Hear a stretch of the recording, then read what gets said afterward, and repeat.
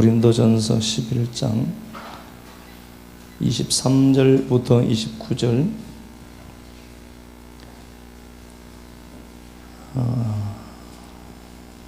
제가 23절, 24절 말씀을 제가 봉독해 드리도록 하겠습니다.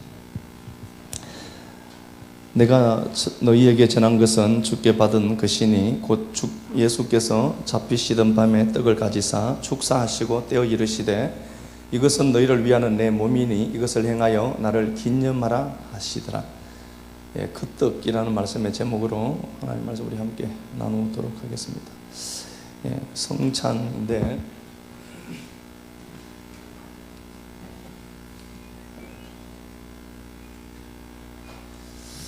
우리가 오늘 성찬 예배를 드리는데 이거 뭐 그냥 떡 조각 이거 뭐 아무것도 아니죠. 그냥 흰 살떡이거든요. 이거 아무것도 아닙니다. 아무것도 아닌데 그래서 우리가 이 말씀을 보면서 이 떡의 어떤 의미들을 찾아서 뭐 생일 같은 것도 그렇죠. 오늘 김 목사님 생일이잖아요. 그래서 뭐 맛있게 밥도 했는데 생일이 중요한 게 아니라 거기에 목적 의미를 두니까 그게 감사가 되고 그렇잖아요. 그래서 우리가 이 떡은 아무것도 아니에요. 제가 참 안타까운 것은 그냥 이거 뭐 와서 집사람이 포도주 따르고 막 그런 거 보니까 좀 안타까워요. 이게 그게 아닌데 이것도 우리가 많이 안 하거든. 1년에 2차례 하거든. 그래서 2차례 하지 말아야 되겠다. 앞으로도 1년에 한 번만 해야 되겠다. 이거 아무 의미도 없이 그냥 떡 썰어서 먹는 거 이게 뭘까? 그런 생각이 제가 들었어서 한 번만 해야 되겠다. 괜히 질 떨어져 보여요. 괜히 질 떨어져 보여서 목장면에도 신경도 안 쓰고 계시고 이거 뭐 떡을 썰든지 말든지 신경도 안 쓰시고 그러니까 이게 뭐 그런데 뒤에 이어서 오시는 분들이 이거 뭐 그냥 떡 한 쪽 주고 먹는 걸로 생각하지 뭘로 생각하겠어요? 아 이거 먹구나 이거 당연히 먹고 한 잔 마시고 가는 거지. 그러면 안 되잖아요. 이게 그리스도의 몸인 것인 그 가치를 우리가 알고 먹자고. 본문 말씀을 보면요, 이 고린도전서 11장을 이렇게 한번 읽어보세요. 읽어보시면은 이게 다른 얘기가 아니고요. 이 당시 상황을 얘기하면은 이 당시에 고린도 교인들이요 어디에 모임이 있고 그러면은 지금처럼 큰 식당들이 없으니까 도시락을 사왔어요. 자기들이 먹을 도시락을 자기가 사와요. 그래서 그 도시락을 갖고 성찬을 하는 겁니다. 그러니까 애찬과 성찬이 함께 있는 거죠. 이 사람들에게는요. 도시락을 사와서 성찬을 함께 해요. 그런데 이 도시락 사오는 것은 이 당시의 헬라 문화입니다. 도시락 사서 와서 성찬하는 거예요. 그런데 부작용이 생기기 시작합니다. 부자들이 나오죠. 우리가 말을 할 때 꼭 그렇게 써야 돼요. 부자들이 잘 사는 것 아닙니다. 돈을 줘도 잘 사는 사람 많아요. 부자를 잘 산다라고 얘기하면 안 돼요. 부자는 그냥 부자입니다. 부자 중에 잘 사는 사람도 있고 가난한 자들 중에 잘 사는 사람도 있거든요. 그러니까 이 말씀을 이렇게 보면서 부자들이 나오는데요. 이 부자들이 어떤 일이 있었나 보니까 이 사람들은 식량들이 양식이 넉넉하잖아요. 식량을 많이 사서 와요. 그리고 가난한 자들이 상대적으로 가난한 자들이 나오는데 이 가난한 자들은 뭐 먹을 게 별로 없었죠. 그때도. 이 사람들은 늦게 이제 그 예배에 참여하게 되죠. 그런데 이 사람들이 오기 전에 자기들이 사온 도시락을 자기가 다 까먹는 거예요. 이 사람들은 자기들이 먹은 그 떡과 포도주를 갖고 왔다니까요. 그리고 자기들은 성찬을 했다라고 생각하는 거예요. 하나님 보시기엔 어떻죠? 야, 이거 아니잖아. 그 얘기죠. 그러니까 니들이 그 떡을 먹는 게 중요한 게 아니라 그 떡에 어떤 의미가 있는지 진짜 니들이 그 떡의 가치를 아냐? 라고 주님이 다시 되묻고 있는 거예요. 그러니까 이 사람들이 오니까 소외감을 느낄 거다. 이 사람들이 다 먹어버리니까.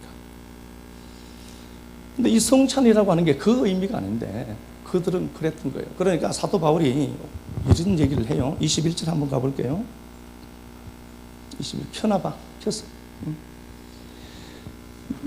21절.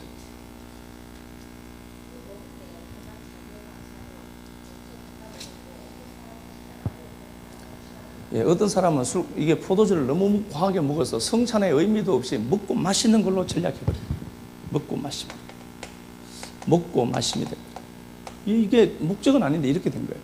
이거요, 우리가 아시면서 이 성찬 먹고 마시는 것이 될 수도 있거든요. 그래서 원래는 순서가 있어요. 성찬 예식도 우리가 순서가 있잖아요. 떡부터 다 돌리고 떡 먹고 찬양 하나 부르고 또 잔 또 하나 딱 돌리고, 그리고 떡잔 회수하고, 그 다음 잔 회수하고, 그런 방법들이 있거든. 우리는 그러지 않죠. 그냥 같이 해서 뭐 같이 마셔버리고 먹는데, 먹고 마시는 걸로 전략해버린 거예요. 의미가 사라져버린 거예요. 자, 그런데 22절 한번 가보겠습니다. 제가 읽어볼게요. 그 옆에 보통 꾹 눌려라. 너희가 먹고 마실 집이 없느냐? 너희가 하나님의 교회를 업신여긴대요. 니들이 그렇게 하면 진짜 교회를 업신여기는 거야. 니들이 먹고 마실 집이 없니? 이 얘기 뭐예요? 야, 니들이 지금 성찬이라고 애찬 성찬을 하는데 그게 집에서 먹는 그 떡이나 그 밥이나 다를 게 뭐가 있니? 그 얘기죠. 야, 집에서 밥 먹는 거나 그냥 똑같잖아. 지금 니들이 하는 게 그거 집에서 밥 먹는 거지 뭐. 집에서 밥 먹는 거나 니들이 지금 성찬, 애찬과 성찬하는 그게 도대체 뭔데? 아무것도 아니잖아. 지금 그 얘기를 하는 거예요. 그러면서 23절 이렇게 되어 있습니다. 내가 너희에게 전하는 것은 주께 받은 것이다. 이 성찬은 신적 기원이 있다. 이렇게 되어 있죠. 우리가 하고 싶다고 하는 게 아니라 이 성찬은 신적 기원이 있다. 하나님이 우리에게 허락하셨고 하나님이 우리에게 주신 것이다. 기원이 어디예요? 신적 기원이 있어요. 하나님이 하라고 한 거다. 그렇게 되어 있죠. 하나님이 하라 하신 거다. 23절 내가 너희에게 전한 것은, 사도 바울이 그 얘기를 할 것 아니에요. 전하는 것은 주께 받은 것인데, 이게 주께 받은 거야. 이게 성찬이 니들이 그렇게 먹고 마시는 걸로 몰아가 버린 거, 그거 주님이 하라 하신 건데 니들 그거 의미 알고 하냐 지금. 떡을 가지고 23절 내가 너희에게 전한 것은 주께 받은 것이니 곧 주 예수께서 잡히시던 밤에 떡을 가지사. 니들이 먹는 그 떡이 그 떡이야. 예수가 십자가 지고 죽임 당하실 때 십자가 지기 전날 주신 그 떡이다. 토나루토스로 되어 있어요. 그 떡이다. 그 잔이다. 이렇게 되어 있습니다. 그 떡과 그 포도주다. 이렇게 되어 있거든요. 니들이 먹는 그게 그 떡이야. 그런데 니들이 봐. 그걸 먹고 마시는 걸로 몰아가 버렸네. 그러니까 집에서 먹는 그 떡이나 이건 뭐 무슨 의미가 있니 이거? 무탈하니 이거 도대체? 할 필요가 없다고 하잖아요. 그러면서 야 이거 교회 업신여기는 거다 그거. 니들이 그러면은. 그러면서 야 니들이 그 먹는 그 떡이 도시락으로 보이지 말고 그게 그 떡이고 그 잔이야. 그렇게 얘기하죠. 자, 그러면서 주님이 24절 축사하시고 떼어 이르시되 이것은 너희를 위한 내 몸이니 이것을 행하여 나를 기념하라. 이렇게 되어 있죠.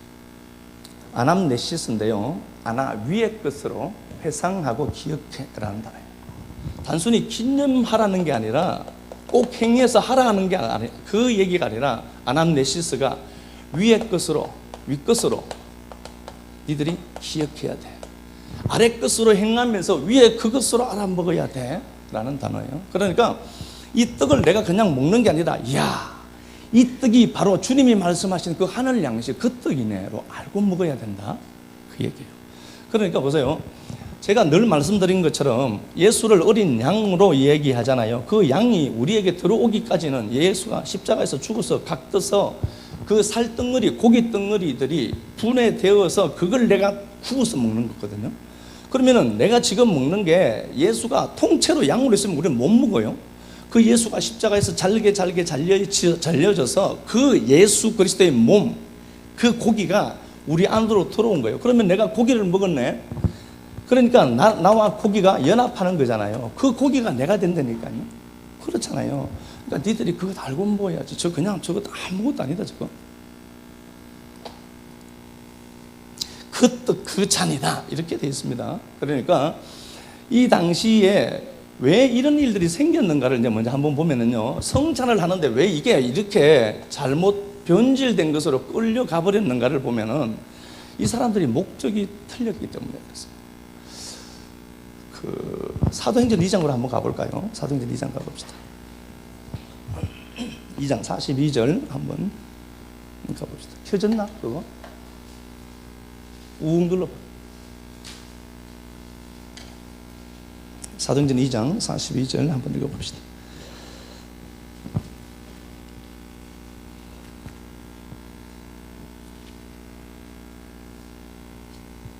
그들이 사도의 가르침을 받아 서로 교제하고 떡을 떼며 오로지 서로 사도들의 가르침을 받아 떡을 떼는 거예요. 이게 성찬의 기원이 되죠. 아시는 것처럼. 그러니까 떡을 떼는 게 목적이 아닙니다. 이 사람들이 왜 이 도시락을 사오는 이건 헬라 문화인데요.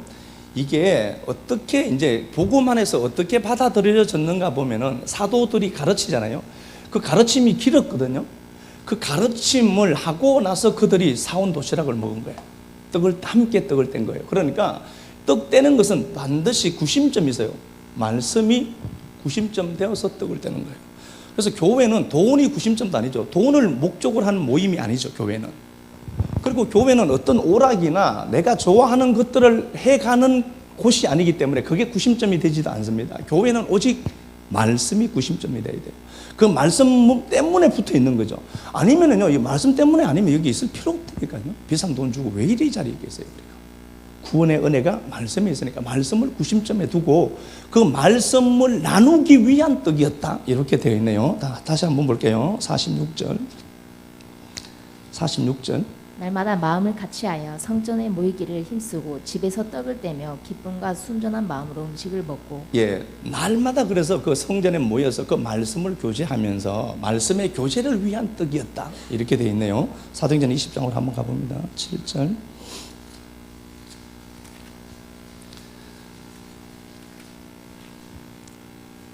20장 7절입니다. 그 주간에 첫날에 우리가 떡을 떼려 모였더니. 예, 떡을 떼려고 모였죠. 사도행전 20장 7절에 보니까요, 떡을 떼려고 모였어요. 떡을 떼려고 모였는데 봐요. 떡을 떼려고 모였더니 바울이 이튿날 떠나고자 하여 그들에게 강론할세 말을 밤중까지 이어가더라. 자 보세요. 떡을 떼더라. 떡댐과 무엇을 연결해 두죠? 사도 바울이 말씀을 가르치는 것과 같이 연결시켜 놓았죠. 말씀이 전해지고 나서 떡을 떼잖아요. 그러면 그 떡은 뭐예요? 말씀으로 먹는 거예요. 그러니까 우리가 적어도 이 의미는 알고 하자고요. 그 떡을 떼는데 말씀을 전하고 나서 그 떡을 떼요. 그죠? 그렇게 보면은 사도 바울이 그 떡을 떼려고 모였다라고 하죠. 그런데 떡 자체가 목적이 아니라 사도 바울이 강론을 했는데 밤새워서 강론해버려요. 밤새도록 설교를 해버리니까 그 놈이 어떤 놈이 떨어져 죽죠. 그래서 제가 밤새도록 설교를 못하는 거예요. 근데 보세요. 이 떡 떼는 것과 무엇을 붙여놨죠? 말씀을 같이 붙여놓은 거예요. 그래서 우리가 한 번 성찬하는 적을 갖고 성찬이 떡 하나 먹고 포도주 마시고 하는 게 아니라 정말 주님이 잡히시는 그 밤에 당신 육체를 뜯어먹여서 그리스도 알아먹으라고 하는 그 사랑과 그 은혜를 내가 생각하고 다시 위의 것으로 알아먹고 먹는 것, 그 의미를 담아서 하는 거예요. 담아두고 그걸 하는 거예요. 우리가 그게 참된 성찬. 그래서 이걸 묵상하는 거예요. 한 주간 생각하면서 하나님, 나 위에 죽임당하신 그 사랑 감사합니다. 살찌겨서 내게 뜯어먹히셔서 당신이 굶어 죽고 나를 살리신 그 뜻이구나 알고 기도하고 생각하고 그리워하는 거예요. 한 주간이라도. 그렇잖아요. 그게 목적이잖아요. 자, 볼게요. 본문으로 우리 다시 한번 가봅시다. 27절 한번 가볼게요. 고린도전서 11장 27절 제가 읽어보겠습니다. 그러므로 누구든지 주의 떡이나 잔을 합당치 않게 먹고 마시는 것은 주의 몸과 피에 대해 죄를 짓는 거다. 죄 짓는 거래요. 에노모스라는 단어인데 이 죄 짓는다, 이 단어가 에노모스인데 네가 책임져야 할 게 있어. 네가 책임져야 된다. 그 얘기라니까요. 그러니까 저 떡을 니들이 그 떡의 의미를 무엇인지 알지 못하고 그냥 먹고 마시는 것으로 가져가 버리면 니들이 책임져야 될 게 있을 거야. 이 사람들은 어떻죠? 먹은 게 있다라고 생각하는 거예요. 애찬하고 성찬했다라고 생각하는 거예요. 자기들은 먹었거든요. 그런데 사도 바울은 교회 업신여긴 행위고 니들 그렇게 얘기하면은 니들 스스로 책임져야 될 게 있다. 그거 죄 짓는 거다. 그렇게 되어 있습니다. 그래서 29절 봐요. 주의 몸을 분별치 못하고 먹고 마시는 것은 자기의 죄를 먹고 마시는 것이다. 분별하다는 단어가요, 이게 디아크리노라는 단어인데요.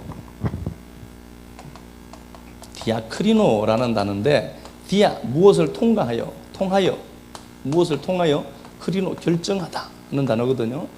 그러니까 보여지는 그 떡을 통하여서 디아죠. 그 보여지는 톤 아르토스 그 떡을 디아 통하여서 무언가를 찾아내고 결정하고 알아먹자는 단어다.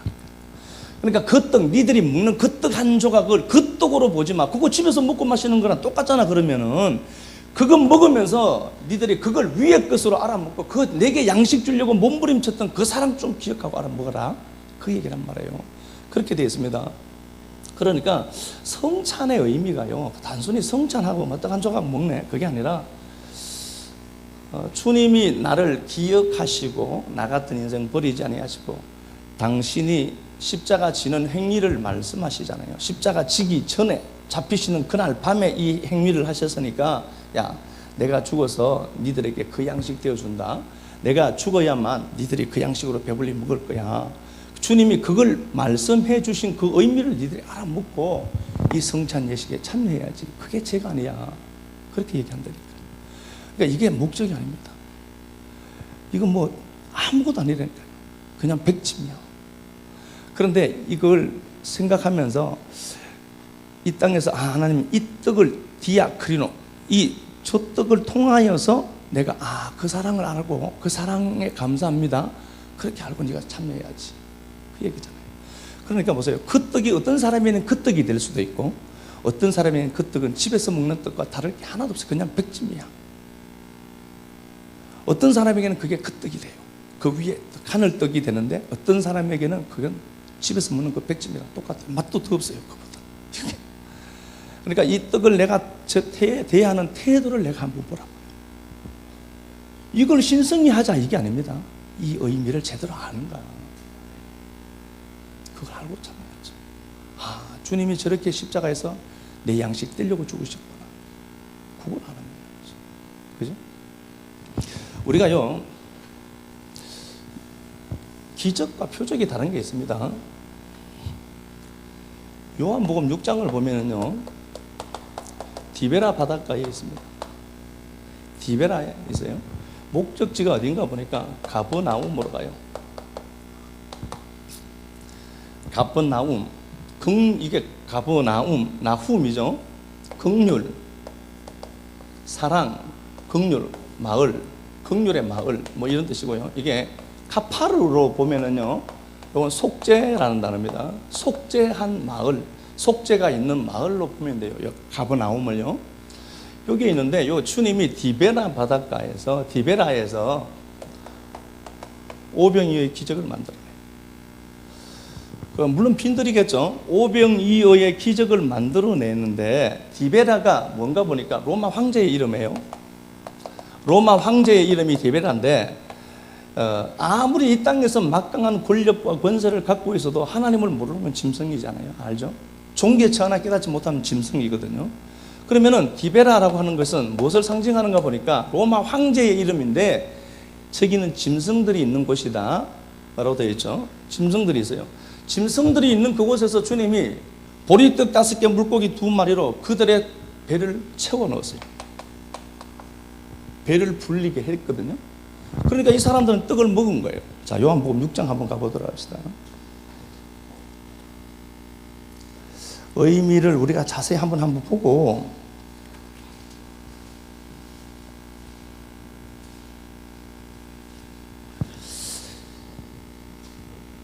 6장 1절 제가 읽어보겠습니다. 시간 가니까요. 그 후에 예수께서 디베랴 갈릴리 바다 건너편으로 가시매 이렇게 되죠. 주님이 어디로 가죠? 디베라로 가요.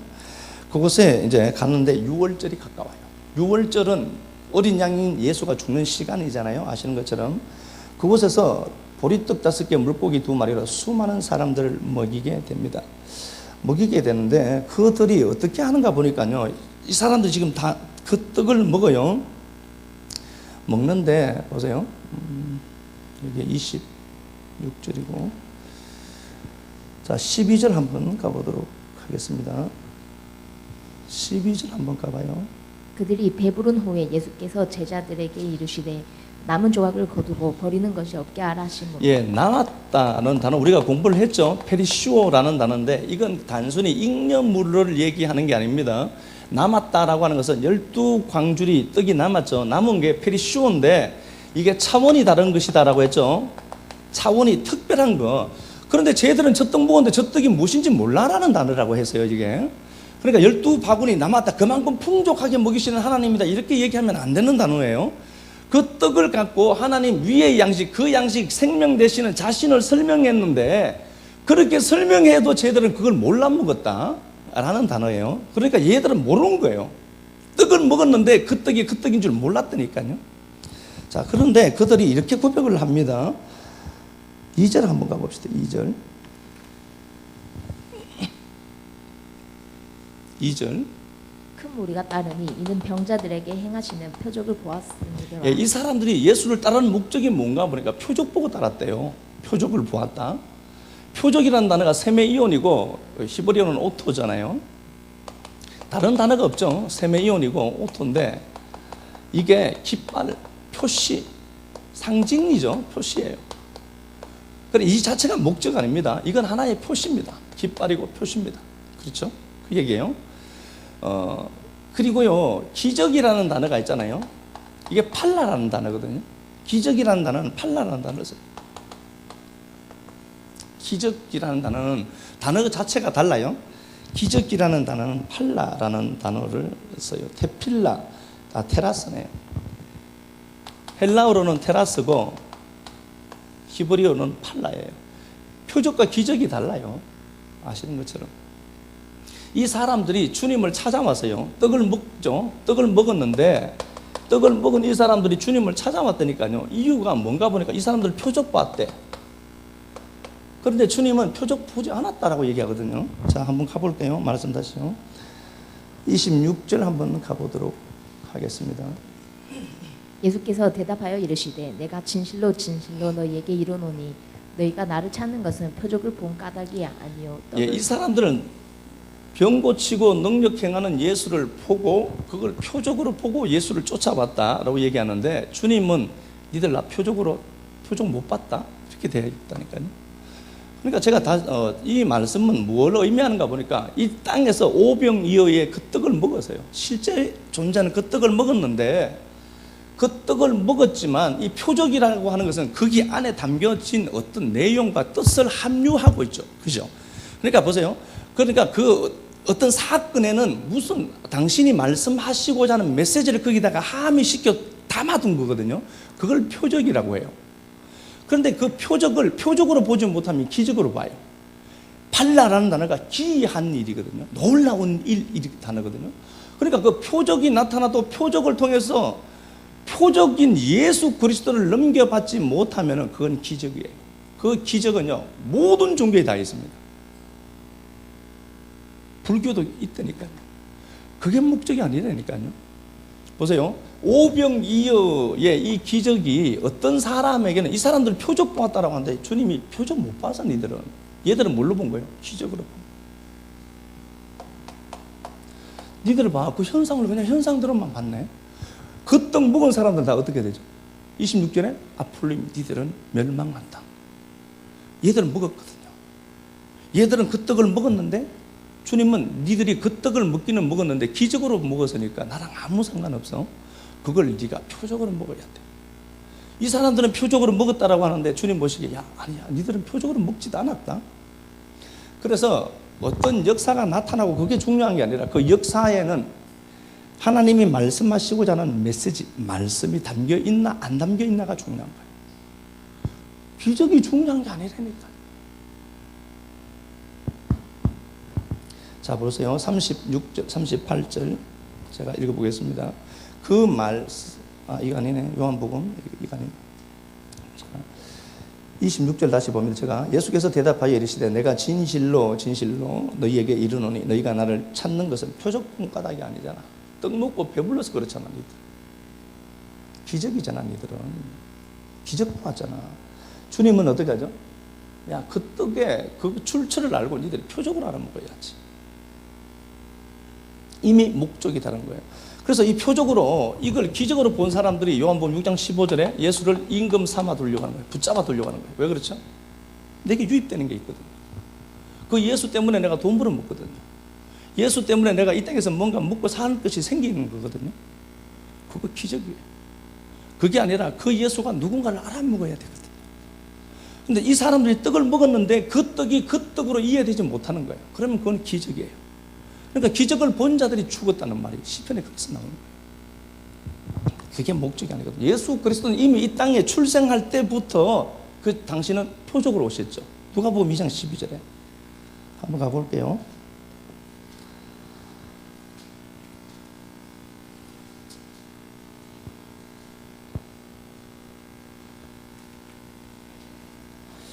누가복음 2장 12절 제가 한번 읽어보겠습니다.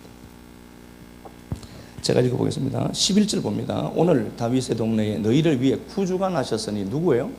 그리스도다라고 얘기하네요. 목적과 그 내용은 뭐예요? 그리스도라니까요. 구주가 누군데? 그리스도라고 하잖아요. 12절 너희가 가서 강보에 사여 구유에 누워있는 아기를 보리니 이것이 너희에게 뭐가 되죠? 표적이 되리라. 그리스도를 갖고 오신 예수가 표적이래요. 예수 자체가 그러니까 뭐라는 거죠? 표적이라니까요. 그러니까 예수를 표적으로 보면 모든 사건들이 하나님의 진리, 말씀을 이해하는 도구로 읽혀져요. 그런데 그게 아니면 늘 기적을 찾아다녀. 그래서 이 땅에 기도원들이 그렇게 많은 거예요. 그게 무엇하러 간지 몰라. 그게 목적 아니라니까요. 그게 무엇을 담고 있는지 하나님 담긴 그 당신 안에 담긴, 제가 예수라 보면요, 제 안에 그리스도를 담고 왔거든요. 그러니까 저를 보는 자는 표적으로 보면은 그건 살아요. 그런데 예수가 행한 그 기적을 보면요, 그건 기적은 끝이라니까요. 기적은 아무것도 아니라니까요. 기껏 해봐야 뭐 죽은 거 하나 살리기 해봐야 하겠어요. 기적, 제일 큰 기적 해봐야. 그리고 살려놓으면 나이 먹으면 또 죽을 거고. 제가 기적을 절대로 폄하치는 기적을 진짜 참 좋아해요. 좋아하는데 그 자체를 제가 부정하는 것 아닙니다. 근데 하나님의 말씀을 보는 시각과 태도가 참 중요하거든요. 이 사람들이 오병이어의 떡을 먹었다니까요. 그런데 이 사람들이 먹었는데 그래서 디베라라고 얘기한다니까요. 얘들은 짐승이잖아. 그 얘기하고 싶은 거예요. 니들이 내가 주는 그 떡 먹고 배불렀네. 그런데 니들이 그 떡을 그 떡으로 이해해 버리지 못하면은 니들 짐승이 되니까. 니들은 여전히 이 땅의 황제의 논리를 쫓아서 살아가는 자들이잖아. 니들 짐승이야 그거. 근데 여기서 어디로 가야 돼요? 가버나움으로 가야 되거든. 가버나움으로 가야 되는 이유가 뭐죠? 가는 동안에 배를 타고 가잖아요. 바다죠. 배를 타고 가는데 그 배를 제자들의 힘으로 노져서 가는데 못 가요. 갈 수 없는 땅이거든 여기는. 그럴 때 주님이 마가복음 6장 45절에 주님이 먼 곳에서 보고 계시다가 바다 위를 걸어와요. 이게 어디에 나오는 거죠? 창세기 1장 2절에 나오죠. 하나님의 신이 수면을 운행하는 거예요. 그러니까 요걸 이렇게 위로 세워놓고 보면 어떻죠? 디베라는 물 속에 있는 땅이죠. 주님은 물 위를 걸어오죠. 창조의 이야기라니까 이게요. 그래서 주님이 물 위를 걸어오다가 이 땅이 끌어져 올려져 오면 가버나움이 되죠. 긍휼이 풍성한 그곳, 속죄의 땅. 그런데 이 사람들도 떡 먹고 나도 떡 먹거든요. 보세요. 여기에 A라는 사람이 있고 B라는 사람이 있다고 봅시다. 똑같이 그 떡을 먹었거든요. 똑같이 그 떡을 먹었어요. 그런데 어떤 A라는 사람은 표적으로 먹고 어떤 사람은 기적으로 먹어요. 이 기적으로 먹은 사람, 이 사람은 막내요. 표적의 내용인 그리스도를 알아먹는 거예요. 그래서 우리가 오늘 저 떡을 대할 때, 이야, 저 예수가 저렇게 십자가에서 죽어서 내게 뜯어먹히시려고 역사 속에 하나님이 오셨네. 그렇게 알고 먹어야 돼요. 그것 아니면 저건 아무것도 아닙니다. 그래서 저걸 대할 때 좀 경건하게 대하는 거예요. 저 자체가 경건한 게 아니라 내용이 경건하거든요. 그걸 가져야 돼요. 그 마음을 가져야 돼요. 이거 아무것도 아니라니까. 빵보다도 맛없는 거죠. 예수가 하신 그 일들, 표적이 아니라 내용으로 볼 수 있는 거예요. 그 기적이 아니라 내용으로. 누가복음 17장 한번 가볼게요. 또 똑같은 사건이 나와요. 누가복음 17장 11절 제가 읽어보겠습니다. 자, 예수께서 예루살렘으로 가시죠. 예. 누가복음 17장 11절 예수께서 예루살렘으로 가세요. 진리 되시는 예수가 예루살렘으로 가요. 그런데 예루살렘으로 가시는 중에 어떤 일들이 생깁니다. 나병 환자 10명이 와요.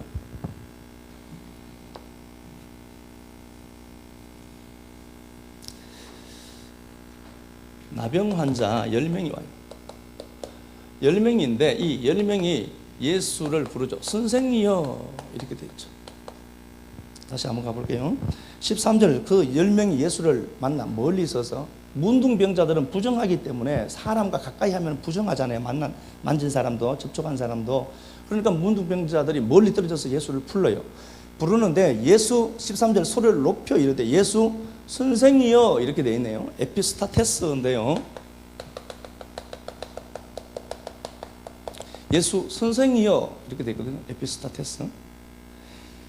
위의 것으로 이 스템이에요. 세우다는 단어. 위의 것으로 세우는 선생님. 10명 모두가 다 어떻게 예수를 알죠? 진리를 알아먹고 했어요. 다시 한번 볼게요. 참 중요한 말씀입니다.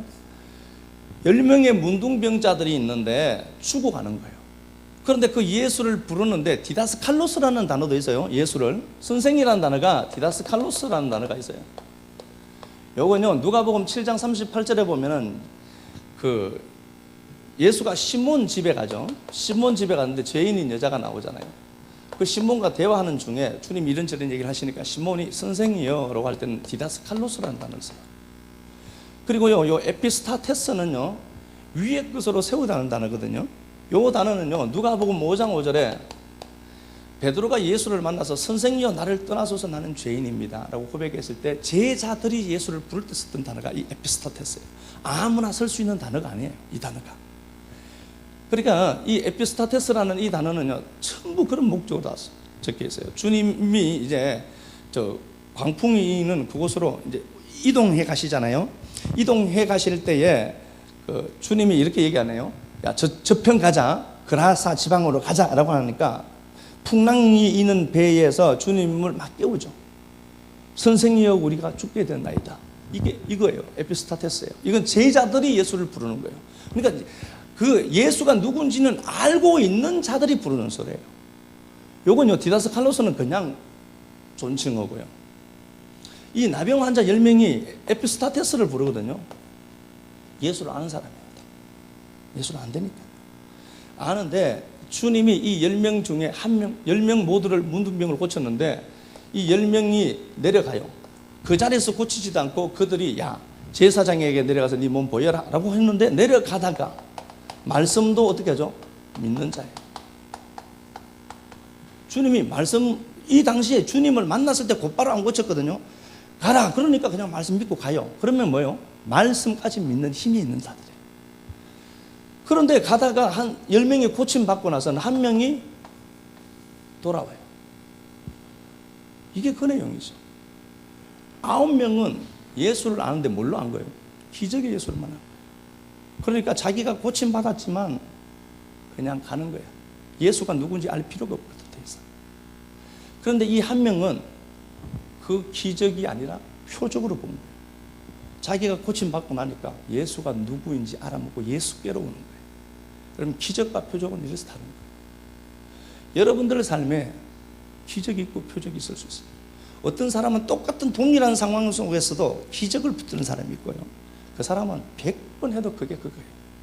그런데 이걸 보고 표적으로 보는 사람이 있어요. 그래서 내용과 의미를 알고 먹는 거예요. 그 떡을. 그래서 어떤 사람에게 저게 정말 생명이 된다니까. 그냥 이 시간이 돼서 이렇게 먹는 건 아무 역사가 없을 겁니다. 그런데 어떤 사람에게는 저게 진짜 역사를 주는 떡이 된다. 진짜 그 떡이 되거든. 십자가에 죽임당한 예수, 피 흘리는, 지금도 흘러내리는 그 보혈의 능력으로 먹는 자가 있거든. 진짜입니다. 그래서 내가 저 떡을 대하는 태도가 어떤가, 그거 우리가 한번 보면서 먹자. 그거 아무것도 아니거든. 1960년도에 제가 아는 건 그거예요. 제가 적어도 뒀는데 1960년도에 이제 그 베트콩이 남북으로 갈리잖아요. 베트남이 뭐 이라 해야 되겠지. 그런데 그 호치민시에서 어떤 청년이 뭐 청년도 아니죠. 어떤 이제 장교가 어떤 이제 핸섬한 사람이 어떤 남자에게 머리통에다가 권총을 당겨요. 그러니까 그 자리에서 그 머리통에 피가 한 1m 이상 치솟으면서 총에 맞아 죽어요. 그걸 누가 아담 스미스인가 하라는 그 미국 기자가 찍었어요. 그래서 그게 막 유포가 되기 시작했었어요. 그러니까 이 사람 총을 쏜 그 당사자에게는 악마다, 잔인한 베트콩, 뭐 이런 온갖 더러운 수식어들이 자기가 붙게 돼요. 그래서 이 사람은 평생을 도망 다니다가 인생을 마감해요. 그런데 그 이름이 누구? 에디 아담스 기자가 그 에디 아담스인데 그 사람이 1993년인가 98년인가 그 사람이 죽고 나서 사과를 했어요. 자기가 찍은 영상을 보고 한 사람 인생이 종친 거야. 도망다녔거든, 죽인 사람이요. 근데 그 내용인즉슨 알고 보니까 총을 쏘서 죽인 그 사람이 남한 장교야, 쉽게 말하면. 총 맞아 죽임 당하는 북한군 장교야. 그런데 그 북한군 장교가 어땠나 보니까 1월 30일 날 그들이요 휴전 협정을 했는데 북한 놈이 그걸 어긴 거예요. 그래서 이 땅에 와서 군인 가족들, 그 경찰 가족들, 경찰들 다 죽여버린 거예요. 그러니까 이 남한 장교가 보니까 미친 거죠. 저거 잡아 죽여야 되거든. 그런데 부하가 그걸 잡아온 거예요. 그 자리에서 묻지도 않고 따지지도 않고 총을 쏴 죽여버린 거예요. 그러니까 그 내용을 자기가 나중에 한 거예요. 우리가 알고 있는 지식이 여러분 전부라고 생각하면 안 돼요. 우리는 극히 일부분만 알아요. 현상만 자꾸 보면서 그 현상을 갖고 얘기하거든. 우리 똑같아요. 하나님의 말씀이 이렇게 전해졌을 때, 저 말씀을 통하여서 오늘 저 말씀을, 저놈이 저 말씀을 그냥 들고 온 게, 그 말씀 들고 온 게 아니라 저 떡에 대한 하나님의 메시지가 저기 들어있는 대로 먹는 사람이 있을 거란 말이에요. 저는 그렇게 먹었으면 좋겠어요. 이건 아무것도 아니거든. 그래서 정말 이게 나중에 이어서 이제 오시는 분들도 보면서 저 떡을 준비하는 저 모습이 참 거룩해 보여야 돼. 가치가 있어서 보여야 돼. 무슨 개밥거리에 담듯이 담으면 안 되잖아. 저건 중요한 거거든요. 저 자체가 중요한 게 아니라 저기에는 많은 메시지를 담고 있거든. 그래서 거룩하게 해야 돼요. 거룩하게 우리가 저 예식에 함께 합도록 합시다. 주님, 내게 그 양식 되어 주시기 위해서 그토록 고생하시고 열심 부려서 오늘까지 이 말씀 듣게 하신 하나님, 내게 찾아오셔서 감사합니다. 그 떡이로 이해하고 제가 먹겠습니다. 찬양으로 드립시다. 그날 밤에 십자가 지시고 죽고 각되어서 우리 양식 되기를 작정하신 주님이 내가 올 때까지 기념해라 말씀하신 그 언약의 의미를 함께 나누었습니다. 죽었다 깨어나도 그 진리를 넘겨받지 못할 인생들, 주의 성령께서 진리로 우리에게 오시고 우리 안에 오셔서 부린 인생들 꽃으로 머리 되시고 열매 맺는 인생 되게 하신 그 사랑 감사합니다. 이 떡에 참여했습니다. 어떤 자에게는 기적이 되겠지만 어떤 자에게는 이 떡이 표적이 되게 하실 줄 믿습니다. 살아계신 아버지 하나님, 좀 더 이 교회가 경건한 모습이 생겨지고 말씀을 존중하는, 가치를 존중하는 모습들이 이곳저곳에서 보여지기를 소망합니다. 살아계신 아버지 하나님, 사도 바울이 모든 것에 자유할 수 있었고 모든 것이 가했지만 진리를 넘겨줘야 될 당사자로 이 땅을 살아야 하기에 자기 모든 자유를 박탈당하고 예수 그리스도 안에 갇힘받은 자기를 고백했던 것처럼 먼저 온 식구들이 그런 식구들 많아지게 하옵소서. 그 진리를 가졌노라고 이야기하면서 하나님 아버지, 내가 그 진리를 나눠줘야 될 당사자로 서 있음을 잊지 않게 하시고 오늘 이 예식에 참여한 우리 믿음의 식구들 은총을 베풀어 주셔서 이 떡을 묵상하고 이 잔을 묵상할 때마다 놀라운 은혜가 더해지게만 하옵소서. 이 떡은 당신이 잡히시는 그날 밤에 주신 떡임을 알고 먹은 인생들 복되게 하시고 이 떡이 오는 그날까지, 주님 오시는 그날까지 마르지 않고 이 생수의 강이 마르지 않는 교회 되기를 간절히 소망합니다. 진리를 사모하고 진리를 위해 분투하는 교회로 그려질지언정 이 진리가 내게 자유함을 줄 때에 그 자유를 방정으로 사용치 않도록 꺼내 베풀어 주셔서 하나님이 나를 통해서 바라하신 것들을 아사로 만들어가는 힘있는 교회가 되도록 꺼내 또한 베풀어 주옵소서. 연약한 지체들을 붙들어 주시고 내가 서 있는 곳에서 내가 지금 어떤 위치로 서 있는지 망각지 않도록 주님 은총을 베풀어 주셔서 나 또한 표적으로 서 있음을 잊지 않고 하나님의 빛을 아름답게 전거 전달케만 하옵소서. 우리가 허물어질지라도 예수가 흥하는 교회 되도록 은혜 베풀어 주실 줄 믿습니다. 주님 앞에 드린 물질과 헌신들 꼭 기억하셔서 이 땅에도 필요한 것들을 채우시고 공급하시는 하나님 경험하도록 복을 베풀어 주시되 눈물 골짜기를 걸을 때도 주와 함께 하심 믿고 걸어가는 식구들 축복해 주옵소서. 살아계신 우리 주 그리스도 예수님 이름으로 축복하고 기도합니다.